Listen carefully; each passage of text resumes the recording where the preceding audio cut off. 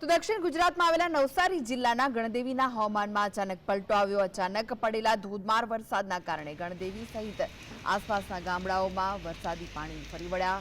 પરિણામે વાતાવરણમાં ઠંડક પ્રસરી ગઈ। ગણદેવી તાલુકાના બિલીમોરામાં પણ ધીમી ધારે વરસાદનું આગમન થયું। જો કે ખેડૂતો હાલ વાવણી લાયક વરસાદની રાહ જોઈ રહ્યા છે। એટલે કે આજે વરસાદ વરસી રહ્યો છે, વાવણી લાયક નથી। વાવણી લાયક વરસાદ ક્યારે વરસશે તેની રાહ ખેડૂતો જોઈ રહ્યા છે। તો બીજી તરફ વલસાડ જિલ્લાના વાપી તાલુકામાં તેમજ બાજુમાં આવેલા દમણ અને દાદરાનગર હવેલીમાં વરસાદી માહોલ જોવા મળ્યો।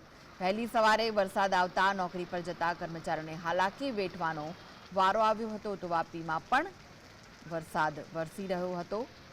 વહેલી સવારે જ વરસાદનું આગમન થતાં વાતાવરણમાં ઠંડક પ્રસરી ગઈ હતી।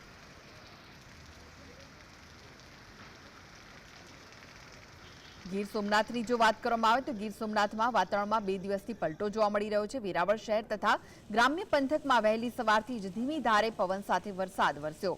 વરસાદના લીધે લોકોને ગરમીથી રાહત મળી હતી। તો ગીર સોમનાથમાં પણ હળવો વરસાદ વરસ્યો છે, જેના કારણે વાતાવરણમાં ઠંડક પ્રસરી છે।